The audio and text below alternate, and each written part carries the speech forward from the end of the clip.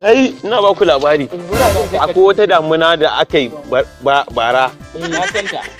Ko ina baban Salu. Ko iska nan ta warto keken ko ta hullo ta mun gidanmu. Hege baki. Ko tana warto shi. Gaskiya wannan ba karamar iska ba. Kai, ai ni zan faɗa ma ba karamar iska ba ce ba saboda saman gidanmu duka hira ta yaye shi. Kan yadda ta yaye saman gidanmu. Salamu alaikum. Babba shi kuma. Muci. Arziki shi Allah ya yi. Kana gani? Allah yi. Wallahi wani abu ne yake damuna. Allah ya samu sani. Wai me hukuncin akuyar da ta cikin shege? Ji ƙato. Ai akuyar da ta cikin shege, ko a yanka shegiya. Hege baki.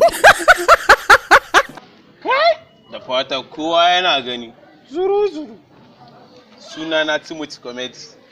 Ku je ku danna mana subscribe kana ku danna alamar ƙararrawa domin samun zafafan shirye-shiryen mu akan kari. Kana gani.